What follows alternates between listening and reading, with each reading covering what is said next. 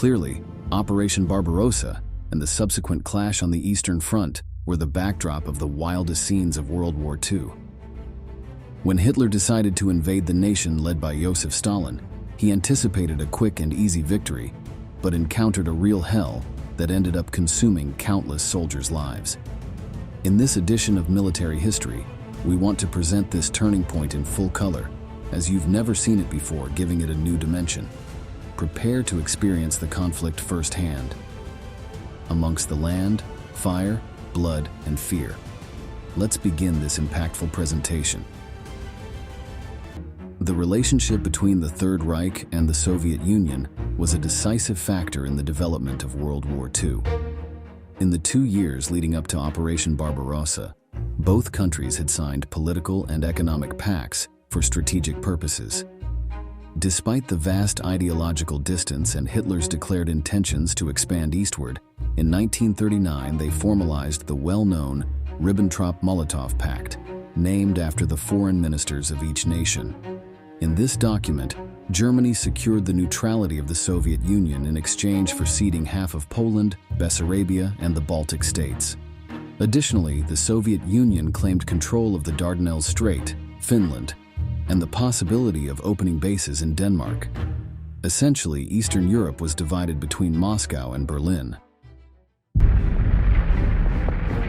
Steadily, his armies were redeployed to the east and re-equipped for what would be their greatest challenge.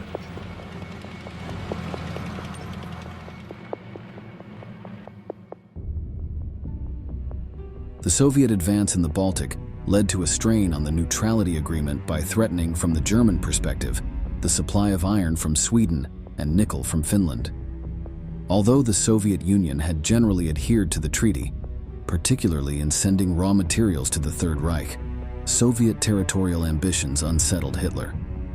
By the end of May 1940, there were discussions in Berlin about the possibility of launching an attack against the Soviet Union by July 1941. The Führer assigned the task of planning the invasion to Franz Halder, who in turn delegated the mission to Erich Marx. However, until the last moment, Adolf Hitler tried to exhaust the diplomatic route to draw Joseph Stalin into the German sphere. In July 1940, after the Soviet occupation of Bessarabia and northern Bukovina, the German High Command began planning the attack. This was the birth of Operation Barbarossa, named in honor of Emperor Frederick III. The Third Reich needed to divide its forces and avoid repeating Napoleon Bonaparte's mistake of invading such an extensive country with a single block of soldiers. Various aerial reconnaissance missions were also carried out along the German-Soviet border to understand exactly what they would be facing. Erich Marx's plan envisioned the formation of 2 large army groups advancing from Poland towards Moscow and Kiev. However, this was not the only strategy. There was also the idea of deploying 3 armies, targeting Leningrad, Moscow, and Kiev for destruction. From December 3rd to 7, a Kriegspiel war game was staged to determine which plan would be executed. The second option was ultimately chosen.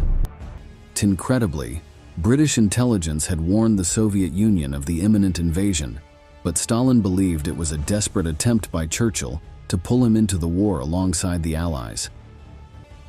Even though Soviet spy Richard Sorge provided Moscow with the exact date of the attack, the advance took the Red Army by surprise. The Stavka, the High Command, had not issued any preventive war measures. Joseph Stalin had no doubt that a German-Soviet conflict was inevitable, but he believed that Hitler would not open a second front before finishing the war with Britain. Clearly, the Russian leader overestimated the Führer's patience. Let's return to what was happening on the German front in the weeks leading up to the start of Operation Barbarossa. As German soldiers now flooded into neighboring Poland, Stalin, desperate to maintain the peace, gave orders that nothing should be done to offend Hitler. Germany needed millions of soldiers to overcome the powerful Soviet defense. The mobilization of citizens for the armed forces, known as the Wehrmacht, was so massive that it caused a shortage of labor in the country. This recruitment increased the number of troops, but overall worsened the quality of the army, as not everyone had the necessary training. Worse still, Much of the weaponry and equipment provided came from the spoils of previous campaigns. They were outdated platforms that had already been worn down by combat use. In summary, the infantry forces that began the attack on the Soviet Union were no better than those used in previous battles against the West. But that didn't matter. The German army was driven by imperial ambition and a renewed patriotic sentiment, combined with hatred towards the Slavic peoples.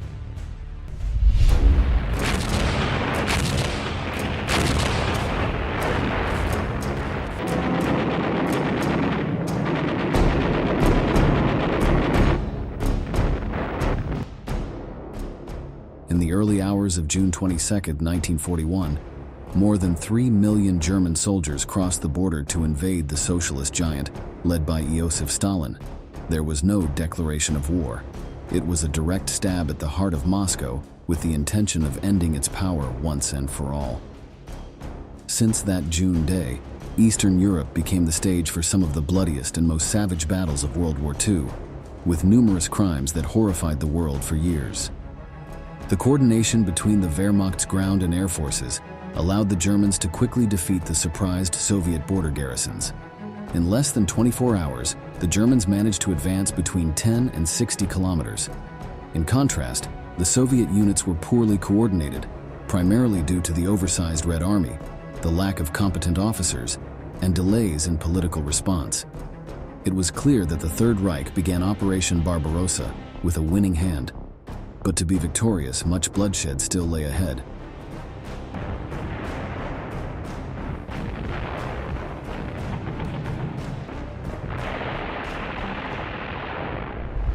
The Soviet defensive plans were still heavily influenced by the experience of World War I, with all their units spread evenly along the border and very close to it. One of the problems with adopting a defensive position is being able to halt the breakthrough at the point where the attacker can concentrate all their forces. There were no reserve troops in the rear to quickly close the gaps in the front, allowing the Germans to penetrate at full speed once the invasion began. In the following months, the international map of the conflict was reorganized. The Allied and satellite countries of the Third Reich declared war on or severed ties with the Soviet Union. Italy and Romania did so immediately on June 22nd. Within a few days, Slovakia, Finland, Hungary, and Vichy France joined the list of Moscow's enemies. But not all news was bad for Joseph Stalin. The governments of the United Kingdom and the United States declared their support for the Soviet Union. Thus, the final map was formed, pitting the axis of the Third Reich against the Allies. Hitler's panzers were soon thrusting deep into Soviet territory. Within 2 days, the panzers had penetrated more than 50 miles. Ill-coordinated Red Army counterattacks were swiftly brushed aside.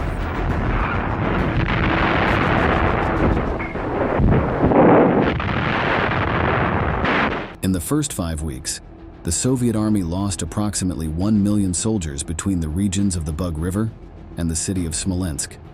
Many units were trapped and encircled between the German columns, and soon, with no supplies or communication, they opted to surrender, unaware that their fate lay in the infamous concentration camps.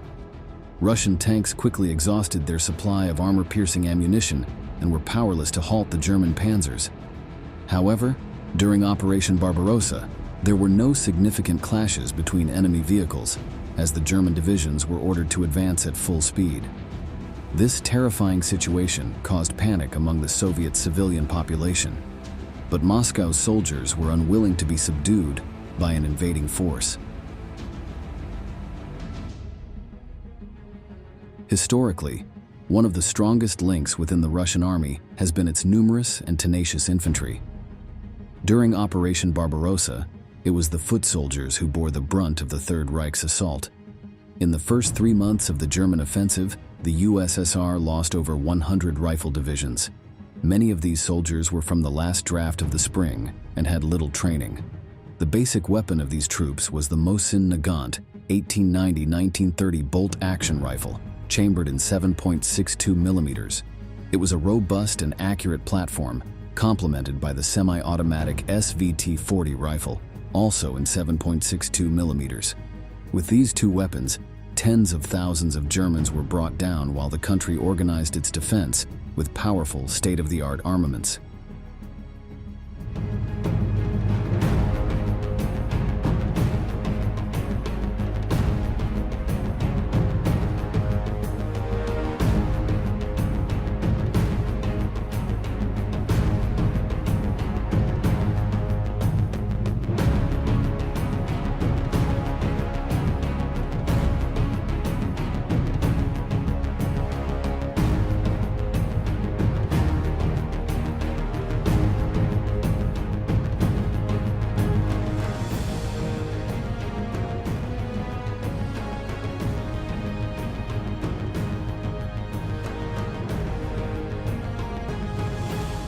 The introduction of the T-34 was crucial in stopping the advance of the panzers. The Soviet defensive buildup ran parallel to some truly negative symptoms within the Third Reich. The German military industry struggled to supply the troops at a good pace for such a large-scale undertaking. Researcher Martin Kitchen, citing a 1945 article, notes that after the fall of France, the German ruling class entertained the idea that the war was practically over and that the campaign in the East would be very brief. For this reason, no long-term plans were made. According to the article, by December 1941, Germany was producing 30% less armament than the previous year. In contrast, their communist enemy continued to build rifles, artillery pieces, and armored vehicles without pause. From the start of the offensive, some of the most savage crimes of the entire conflict were recorded, extending beyond the battlefield. The Germans considered Slavs to be an inferior race that needed to be exterminated. Additionally, Russian women were sexually abused by German troops, who viewed and execution as a right acquired by the powerful Third Reich. Each conquered town was subsequently destroyed, leaving no trace that people had ever lived there. At the same time, famine campaigns were carried out, destroying food supplies for the Russian populations. The goal was to eliminate them from the face of the earth, subjecting them to the worst of miseries. Due to these macabre aspects, some historians consider Operation Barbarossa an attempt to annihilate the entire Soviet people. After a brief illness that kept Hitler away from meetings with the Army General Staff, an internal crisis erupted within the Third Reich. Contrary to what his generals advised, the Führer did not consider capturing Moscow a priority for dominating the Soviet Union. On August 18th, a group of advisors tried to persuade Hitler to resume the offensive against the capital. They needed to act immediately, as the soldiers were unprepared for the harsh winter, which begins at that latitude 5 weeks earlier than in Ukraine. They believed that concentrating troops would enable them to finally capture Moscow. Hitler, however, countered that the panzer divisions were advancing too far from the infantry and were ineffective at encircling the enemy, who frequently managed to escape from the encircling maneuvers. To settle the matter, Hitler issued Directive No. 34, ordering a halt to the advance on Moscow and transitioning to a defensive posture, holding the ground already conquered. This mistake proved fatal for millions of soldiers. As time passed, the German offensive line became increasingly dispersed, diluting the effective power of their troops. Despite the initial impact and the significant victories achieved in the first month of Operation Barbarossa, Soviet morale had recovered, and by August, there were signs of a significant strategic improvement. The defensive positions established from Moscow were becoming increasingly effective in delaying the advance of the Third Reich. At the same time, the difficulty in delivering supplies to the front lines endangered millions of Germans who lacked the food and ammunition necessary to continue advancing. This attrition process intensified over the weeks as the young Germans ventured into a country they did not know and had completely underestimated. However, one of the worst enemies of the Third Reich was not found in the military halls of Moscow. It was something much more raw and unstoppable.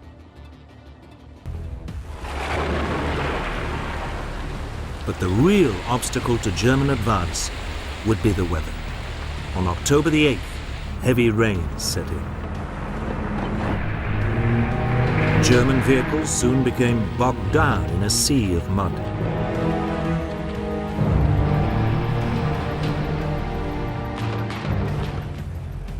With the autumn cold, the German supply lines were completely broken, with tens of thousands of soldiers, their horses, and their vehicles trapped in remote areas. The ground gradually began to be covered with snow, and nights became a torment for anyone without blankets or thick clothing to endure the low temperatures. As the weeks went by, conditions worsened for Hitler's men. The brutal Russian winter arrived, rendering a portion of the German armament unusable. The Führer had expected the offensive to be a matter of weeks and had not anticipated the need for special equipment for the cold. Another advantage was that Soviet soldiers were prepared to survive the Siberian temperatures. Delayed in their objectives and with the harsh Russian winter settling in, the German troops and their allies took Kiev and besieged Leningrad. But a Soviet counteroffensive halted them 80 kilometers from Moscow and nearly caused the collapse of the invading armies.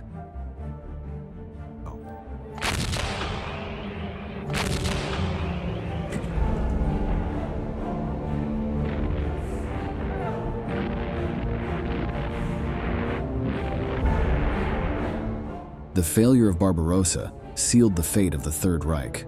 The German forces achieved significant victories, occupied some key economic areas of the Soviet Union, and inflicted numerous casualties on the Red Army. Despite these early successes, the German offensive stalled at the Battle of Moscow in late 1941, and the subsequent Soviet counteroffensive pushed them back about 250 kilometers. The Germans had expected a rapid collapse of their enemy, as had occurred during the invasion of Poland, but the Russians were able to withstand the heaviest blows from the German Wehrmacht. The conflict thus bogged down into a war of attrition, for which the Germans were not prepared.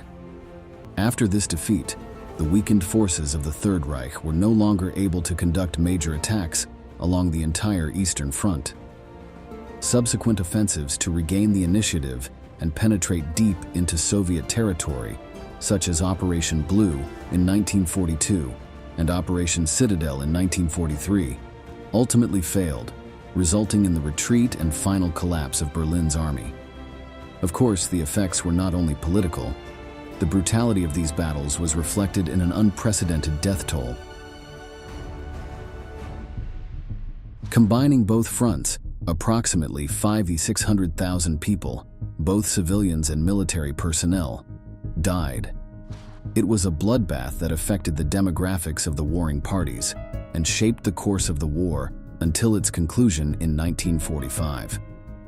The Jewish population in territories belonging to the Soviet Union also suffered a severe blow. The German special troops, known as Einsatzgruppen, were ordered to annihilate them, and they did so. Nearly 2.5 million Jews were murdered in pogroms, executions, or by being sent to concentration camps. This figure is brutal. Considering the total number of Jewish deaths was 6 million, this means that around 40% resulted from Operation Barbarossa. The importance of this offensive in the final outcome of World War II is still debated today. For many, Hitler was naive to think he could invade the Soviet Union in record time, not only underestimating its organizational capability and fierce army, but also the relentless climate. Others argue that the problem was not the attack itself, but the delay in invading the socialist neighbor. By 1941, Stalin's government was in the midst of modernization and already had the means to repel the enemy. Perhaps in 1939, the story might have been different. And you, what do you think? Was this operation the turning point of World War II? Leave your answer in the comments box.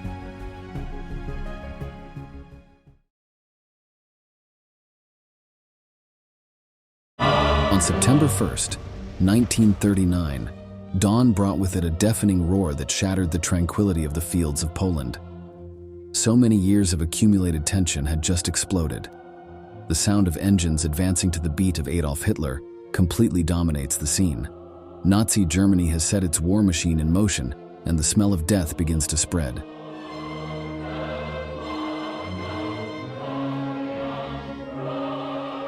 This is the first chapter of a story of horrors that will keep the entire world in suspense. The Western powers that hope to avoid a conflict no longer have a choice.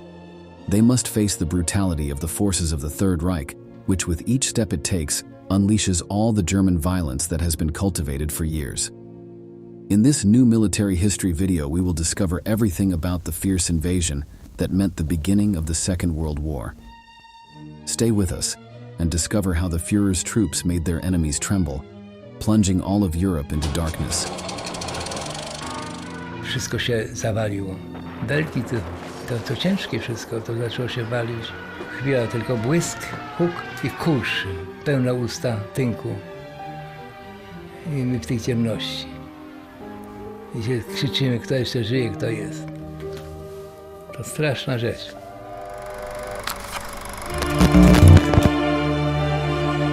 The conflict between 1939 and 1945 was the most destructive in the entire history of mankind. Although the Great Battle began with the German invasion of Poland, that event was the result of many years of tension. And to understand it, we must ask ourselves, why did Hitler choose that country to begin his brutal expansion plan? The short answer would be that the Führer was a ruthless dictator who dreamed of conquering all of Europe. The annexation of Polish territory was simply one more step in his plan to achieve total domination. Poland was an opponent without enough power to resist an attack by the German army, and as the Nazi leader calculated, the other powers of the continent would not be able to intervene in time. However, the background is much more complex, and to understand it, we must travel back several years to the First World War. That conflict ended with the defeat of the Germans, which was confirmed by the signing of the Treaty of Versailles in 1919.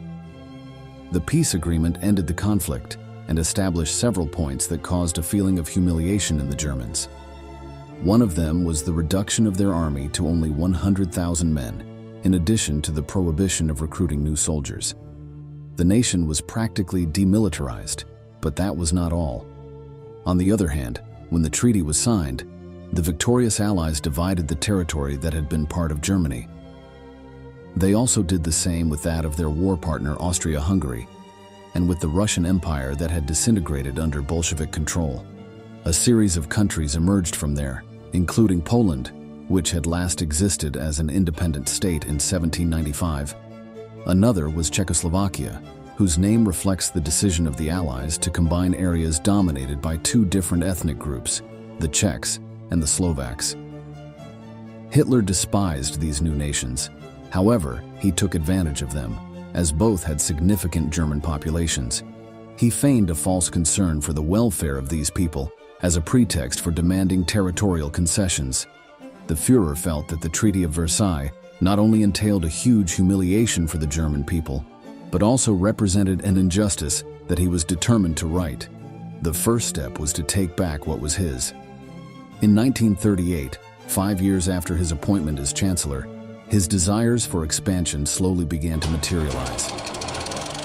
Lastly, Hitler takes on the mission of bringing all German-speaking peoples into the Reich's fold, beginning with those of his homeland. The Anschluss. Austria is annexed and immediately submitted to the same reign of terror as Germany. German troops entered Austria on March 12, 1938, and with the enthusiastic support of most Austrians, the country was annexed to Germany the next day. There was little international resistance to this, as many saw it as a natural union. However, Hitler's demands on German-speaking areas within Czechoslovakia created a crisis that brought Europe to the brink of war in September of that year. Many Germans living in that nation wanted to rejoin the territory that now represented the Third Reich. Most were in an area along the borders known as the Sudetenland. Hitler threatened to take up arms if these lands were not ceded to him, which raised concerns among the Western powers. Britain and France were in the process of rearming after World War I, so they did not yet feel capable of confronting the dictator with all their might. However, on 27 September 1938, both countries had reluctantly agreed to go to battle if German troops entered Czech soil without an international agreement. The next day, the Nazi leader agreed to hold a conference to resolve the issue. The proposal was quickly accepted by the French and British, who traveled to Munich to hold talks with the Führer and his main ally, the Italian dictator Benito Mussolini. During the meeting, the Prime Minister of the United Kingdom, Neville Chamberlain, tried to find a peaceful solution.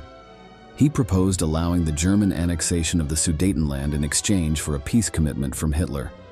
Thus, although no representative of Czechoslovakia was invited to participate in the talks, the country was forced to cede this territory in view of a scenario that would bring tranquility to Europe. The Munich Agreement eliminated the immediate threat of war, but this anti-war attitude only increased Adolf Hitler's confidence. While the British and French believed they were buying time to prepare for a war, the Führer realized that neither of them would use force to resist further German expansion. In March 1939, Third Reich troops ignored the newly signed treaty and occupied what remained of Czech territory. This convinced the Western Allies that there were no limits to the Nazi leaders' territorial ambitions. There would be no room for further agreements. They had to prevent further German advance into Europe. War was beginning to brew. Meanwhile, the Führer already had his next target in his sights. Hitler decides to wipe out what he calls the worst monstrosity of the Versailles Treaty, the Danzig Corridor. In 1919, German territory was cut in two in order to give Poland access to the sea. Hitler decides to launch his invasion of Poland and recover Danzig. While Germany was completing its conquest of Czechoslovakia, another crisis had begun to develop in parallel. With the creation of Poland as a new country after World War I, the victorious Allies also proposed establishing a corridor dug into German territory. In this way, the ancient city of Danzig was transformed into a port administered by the so-called League of Nations to facilitate Polish trade. This created lasting resentment among the Nazis, who in October 1938 had begun efforts to recover the lost city. Third Reich Foreign Minister Joachim von Ribbentrop met with the Polish ambassador Józef Lipski to discuss the return of Danzig to Germany. However, there was no significant progress on that request. Talks intensified at a meeting between Hitler and Polish Foreign Minister Józef Beck on 5th January 1939. But the fledgling nation refused to back down. The Führer believed that Danzig belonged to Germany and would fight to reclaim it. Recognizing that Poland was Germany's next target, the British and French authorities offered guarantees to defend Polish independence. These nations had renewed their agreement as allies against the Third Reich in February and began joint military planning. Both countries continued their rearmament process. The British introduced compulsory military service in peacetime for the first time in their history. However, war was still considered a last resort. With this support, Poland's resistance grew stronger. Anti-Nazi messages began to become more frequent on the streets, highlighting the country's courage in confronting Hitler if he decided to attack the territory. To był raczej obraz propagandy w stosunku do ludności, pokazania, że Polska sobie jest mocnym państwem. W rzeczywistości Polska sobie zdawała sprawę, że jest w stosunku do Niemiec, wojskowo nie ma żadnych szans. To jest kwestia, Polska sobie nigdy nie poradziła z Niemcami, to było w sztabach, w polskich sztabach, w dowództwie polskim było jasne. Dlatego była skazana na sojusze wojskowe z krajami zachodnimi i szczególnie z Francją. Undaunted by British and French declarations of support, Adolf Hitler ordered preparations for the invasion of Poland in April 1939. He forged ties with Japan and strengthened his military alliance with Italy. His camp was consolidated. The United States, with a giant military power, had passed a neutrality law so as not to be drawn into a new war in Europe. Thus, only one possible obstacle remained in the Führer's plan: the Soviet Union. Everything seemed to indicate that the eruption of Reich forces on Polish territory would sound alarm bells in Moscow. Germany and Russia were historical enemies, having fought each other during the First World War. In addition, Hitler and the leader of the USSR, Joseph Stalin, were at opposite ends of the political spectrum. The Communists and the Nazis had viewed each other with suspicion throughout the 1930s. However, the way the Allies handled the Sudetenland crisis alerted the Soviets. They feared that the Führer would try to annex parts of their country, and they knew that the Western powers who despised both equally, would be happy to let them fight each other. As a result of these speculations, the Soviet Union agreed to a non-aggression agreement with its historical enemy.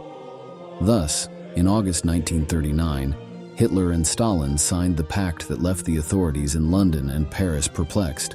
However, the biggest surprise would be the secret clauses that had been agreed between the two nations. Germany had announced that it was ready to invade Poland, and far from opposing it, the USSR began plans to join the attack from the east.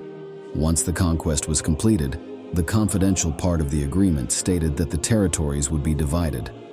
With this new and unexpected alliance, the Führer no longer had any obstacles to his objective.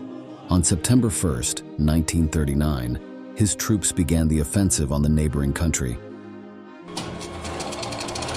Hitler is convinced that the French and the British will not take action. Yet the two governments meet immediately and send him an ultimatum demanding that he halt all military action against Poland.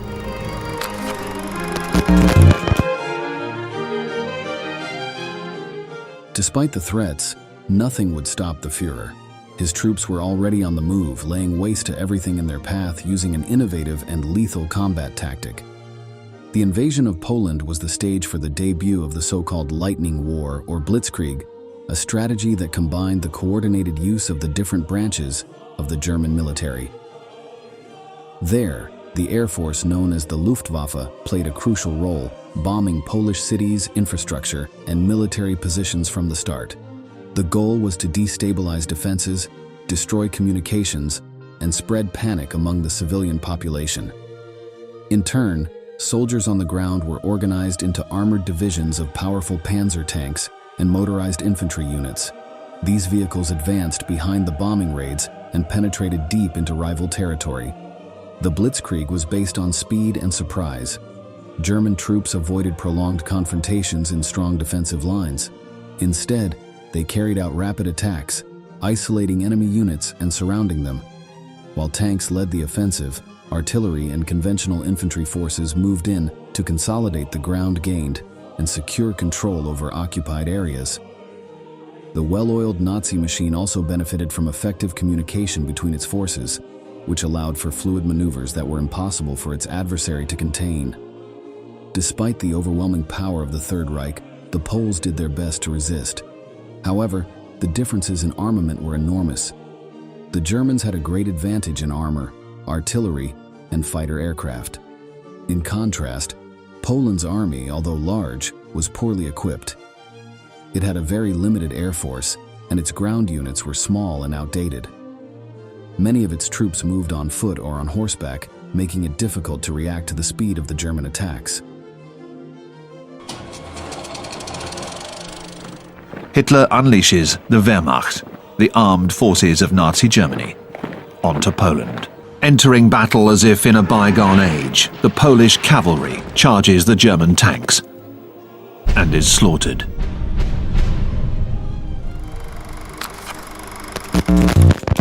The initial chaos of the conflict quickly spread over the territory of Poland. The final destination, the capital, Warsaw. Just as Hitler had imagined, the promise of British and French protection had not had any effect. It took 2 days for the Prime Minister of the United Kingdom, Neville Chamberlain, to transmit an announcement informing his nation of what was now inevitable. At 11:15 on 3 September, after receiving no response to the ultimatum sent to the Führer demanding a withdrawal, war was declared against Germany. Faced with the news, the people were frightened and plagued with uncertainty. However, this outcome was not a surprise. Tensions in Europe had been increasing for years despite Britain and France's refusal to accept it. Now it was time to fulfill their promise of assistance to the Poles. French forces attack on September the 7th, 1939, 4 days after declaring war. This offensive, launched to show public opinion that Poland has not been abandoned, advances 8 kilometers into the Saar region. Despite this small presence in the fighting, the Allied powers did not launch any significant offensives on the Western Front, which destroyed Polish hopes of an attack that would force the Germans to redeploy their forces. On the contrary, the full power of the Third Reich fell upon Poland. As if that were not enough, the situation became even grimmer on 17th September, when Russian troops began to cross the border from the east. The Polish army was already at a disadvantage, but when the Soviets attacked, the outlook became desperate. As previously agreed with Hitler, the Soviets have invaded the eastern half of Poland.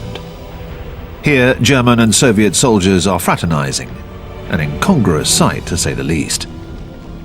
The Nazis hand out flyers that read, "The German army salutes the Red Army of workers and farmers, which it has always held in the highest respect." The advance of the circumstantial partners was relentless despite the Polish efforts. The defense was fierce, but stopping the joint brutality of the Germans and Soviets proved impossible. The capital of the country was surrounded by the enemy, who launched constant offensives to take control of the city. However, the heroic resistance of the local soldiers delayed that plan. This did not sit well with the Führer, who responded with even greater violence. On the 25th of September, Hitler orders the bombing of Warsaw. The city is surrounded, but still holding out.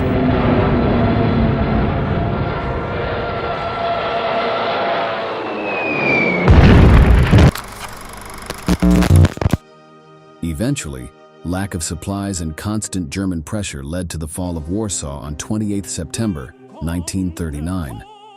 Hitler's ambition had managed to take another step towards his goal of conquest. Once the Führer and Stalin had consolidated their joint control over Poland, the Western powers felt less pressure to quickly attack Germany. Along with the capital, the Polish authorities had also succumbed, so there was no government to save from defeat. The Allies controlled the seas and believed they had time on their side. However, what they did not know was that they had allowed the beginning of the bloodiest period in history. The greatest atrocities that humanity had ever seen would soon materialize, and the Polish people were the first experiment. Hitler and Himmler, the head of the SS, will now take care of Poland by naming the Nazi Hans Frank Governor-General of the occupied Polish provinces, who proclaims, "I have the power of life and death over the Polish people." According to historians, Poland became the only nation occupied by Hitler in which there was no collaboration between conquerors and conquered. An estimated 5.5 million people died under Nazi rule in their country, half of whom were Jews. That was not all, however, as another 150,000 died under Soviet rule. Nazi propaganda portrayed Poles as oppressors of ethnic Germans in that nation and used this as a pretext to subject the people to the most brutal slavery. Local citizens responded by organizing one of the largest resistance movements in territory occupied by the Third Reich. Die Juden und die Polen, das waren wirkliche Untermenschen. Das war ganz klar. Die galten nichts für die deutschen Besatzer. Sie wollten keine Nation haben mit einem intelligenten oder gebildeten Überbau. Sie wollten eine wirklich niedrige Arbeiterkolonie entwickeln. Das war auch ganz im Sinne meines Vaters. Poland's suffering was the calling card of the fearsome Nazi regime. However, after the conquest of that territory, several months passed before Hitler's next move.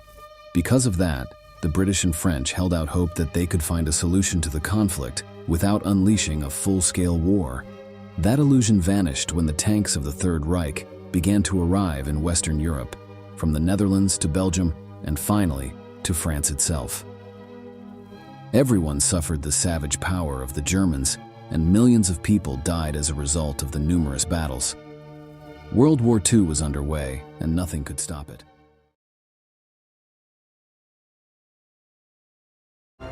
When German tanks crossed the border of France in 1940, they crushed the Allied forces in their path. While everyone expected the start of a long and hard conflict, like in the First World War, no one imagined what was actually going to happen. The Nazis, using their new doctrine of blitzkrieg, mercilessly wiped out their enemies.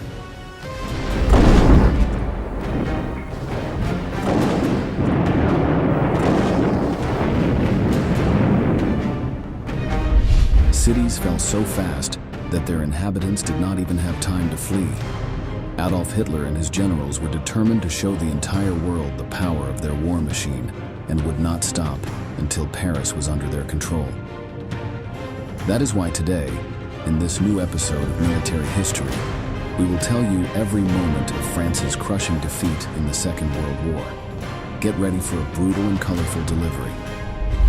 When the First World War came to an end on November 11, 1918, the defeated German Empire was pointed out by the victors as the main culprit of the conflict. Because of this, and through the Treaty of Versailles signed in 1919, Germany suffered extremely severe punishments, both in the social and political spheres, as well as in the military.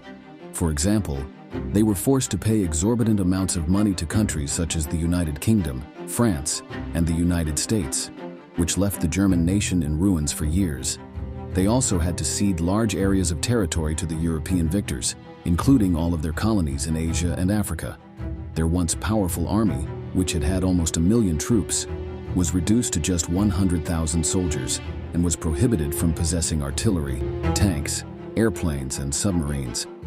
All of these clauses were seen by many, including some of the victors, as excessive. The chaos and discontent they provoked in Germany led to the dissolution of its empire and the establishment of a republic. But they also helped to give rise to numerous figures who denounced the provisions of the Treaty of Versailles from the outset. The most important of these was undoubtedly Adolf Hitler. He blamed the victors for the current tragic situation of German citizens and took advantage of the resentment caused by this pact to rise politically. In just a few years, his National Socialist Party had gained hundreds of thousands of members, and by 1933 he had already seized power. However, it was not long before the now Führer almost completely ignored the points of the Treaty of Versailles. In 1935, he began a massive rearmament program through which conscription was re-established. In just a few months, the 100,000 soldiers that made up the German forces multiplied in number. But Hitler did not stop there. Deutsche Friedensheer ist aufgestellt. Eine gewaltige deutsche Luftwaffe beschützt unsere Heimat. Eine neue Macht zur Weg unserer Küsten. Inmitten der gigantischen Steigerung unserer allgemeinen Produktion wurde es möglich, eine Aufrüstung ohne Grenzen fortzuführen.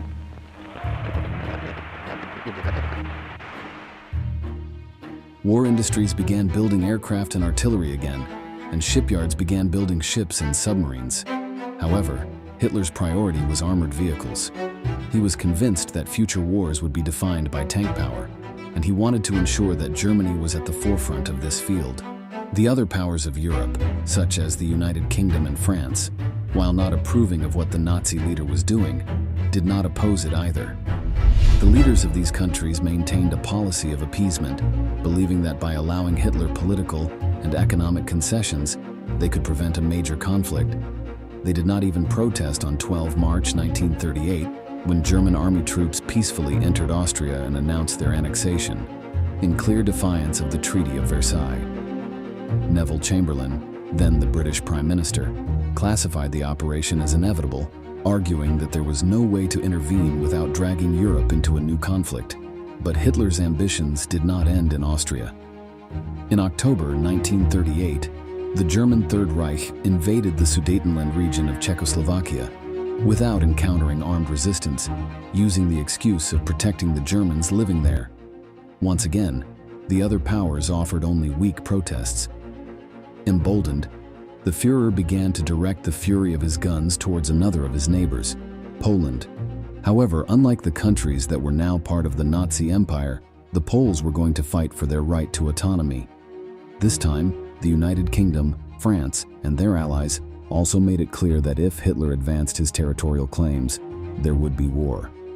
However, the German leader, accustomed to the passivity with which they had previously faced him, turned a deaf ear. On the 1st of September 1939, German tanks crossed the border that separated them from Poland. In addition to increasing his territorial conquests, Hitler was looking for a setting to test his new weapons of war and demonstrate his power to the world. Following brutal artillery barrages, German armored vehicles advanced alongside infantry units, while aircraft soared through the skies to support them. The Polish defenses, which did not have the technological advances that the Reich had achieved in recent years, could do nothing to stop their advance.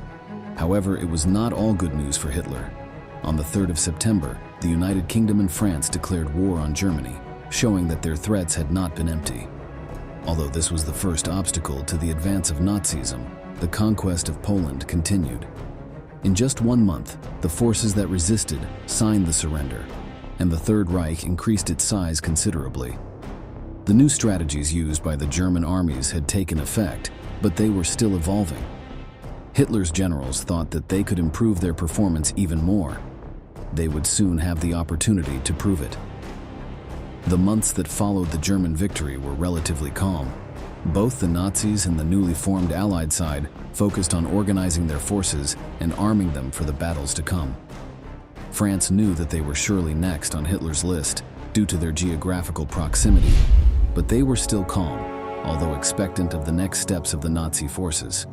Their army had more than 2.5 million soldiers, as well as fast and maneuverable armored vehicles.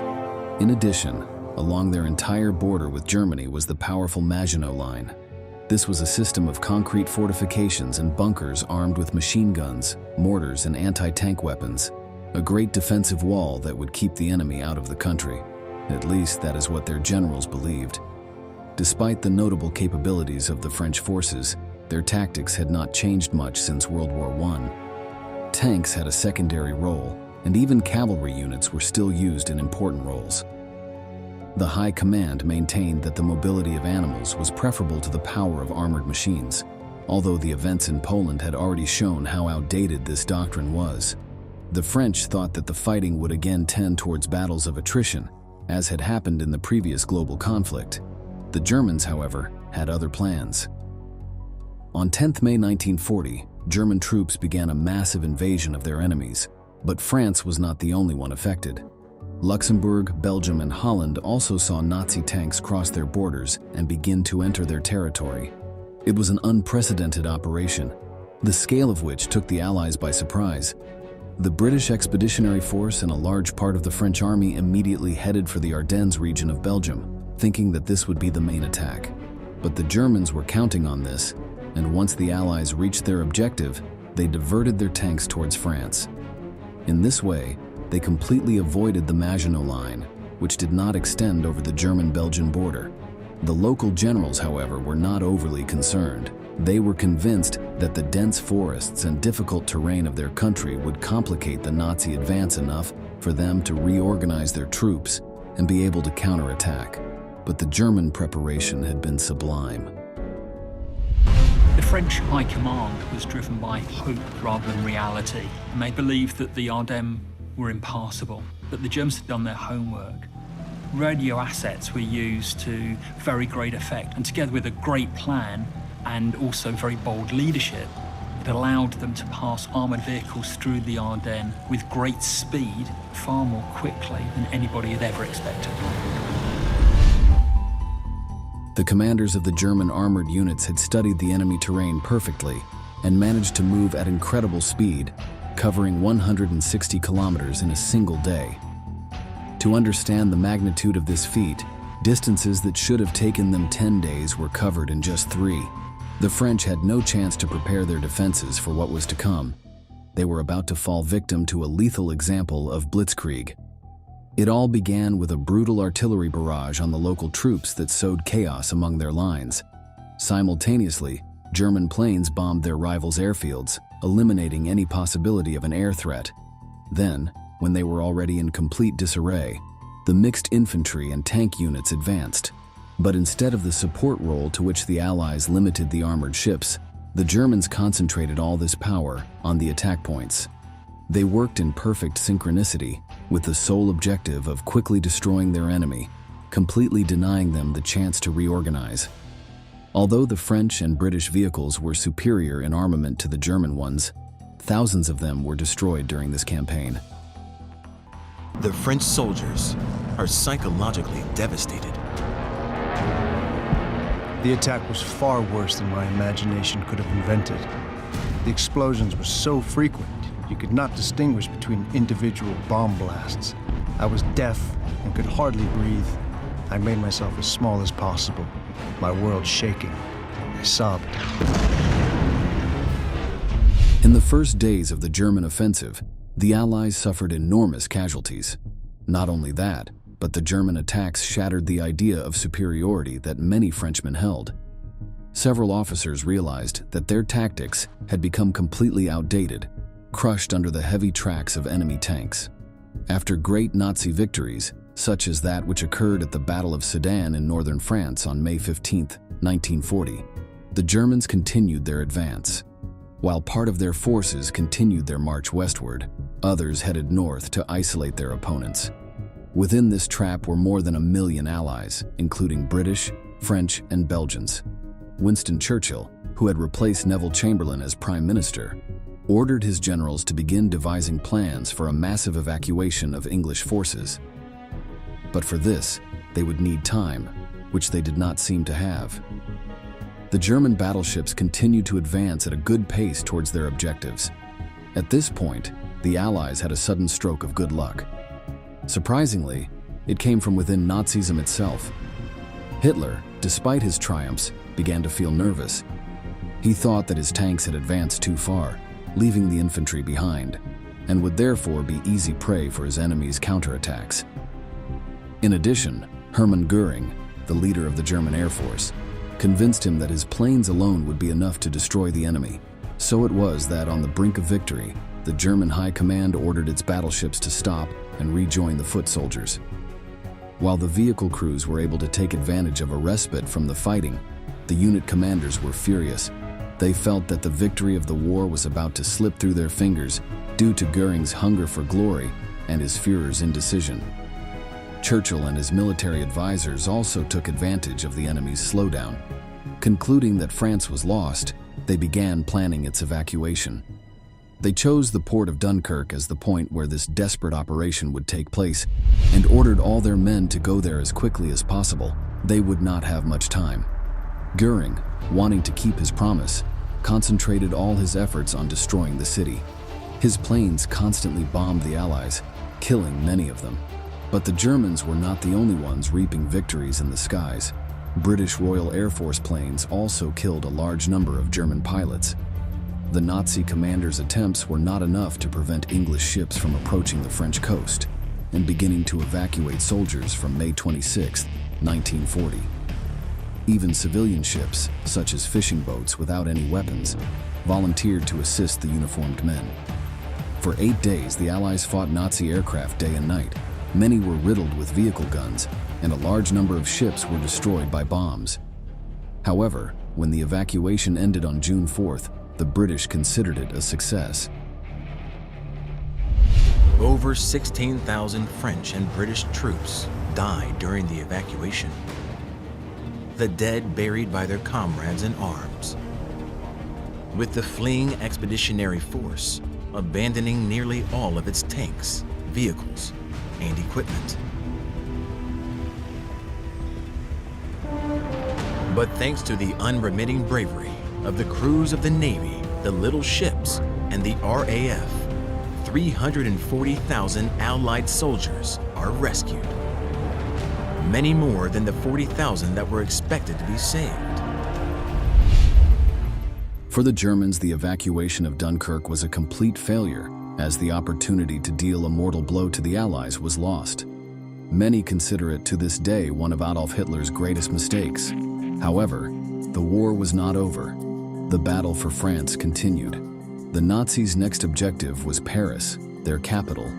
The already battered French soldiers tried to hold back the brutal enemy advance, but were unable to do so. The tactics employed by their tanks were vastly inferior to the German blitzkrieg doctrine, and they were soon completely overwhelmed. Any point that tried to be defended was destroyed by Nazi aircraft and battleships. Tens of thousands of soldiers died, and many others, thinking that all was lost, deserted. The inhabitants of the cities, overwhelmed by the speed of the Third Reich's attacks, did not have time to escape from their advance, and large numbers of them were captured. When the last defensive lines of Paris fell, the French generals, wanting to prevent its destruction, declared the capital an open city. This meant that its defenders would surrender without resistance. This happened on June 14, 1940, when German divisions entered the streets of Paris without being fired upon. Although the capital had fallen, the battle for France continued for a few more days in the regions near the Maginot Line. But the defenders, completely isolated and outnumbered, could not offer resistance for long. On June 25, 1940, Marshal Philippe Pétain, in charge of the French forces, signed the surrender of his country. On Hitler's orders, the ceremony was held in the same place where Germany had signed the capitulation at the end of the First World War. Hitler demands that victory becomes a huge propaganda event. Hitler sought to obliterate the memory of the defeat of Germany in 1918, one that was very painful for him and for the wider German nation. On entering Paris, the Germans wasted no time in branding it their own. Monuments, particularly those that were relevant to the French success in the First World War, were initially draped in the swastika flag and then eventually destroyed. The country was divided in two. One region was occupied by the Nazis, while in another, the puppet state of Vichy France was established, who would be loyal to the regime of the Third Reich. In just 6 weeks, one of the powers of Europe had been completely defeated thanks to the new and devastating German blitzkrieg. With the loss of its ally, the United Kingdom was now the only opponent to the Führer's empire. But the large number of casualties suffered in this campaign made a quick counterattack impossible. For many, this was undoubtedly the darkest moment of the entire Second World War. We've reached the end of this video, and we want to ask you, how do you think the war would have changed if the British had not been able to evacuate Dunkirk? Leave us your answer in the comments box below, and don't forget to subscribe to our channel to learn about many more military events that left their mark on history.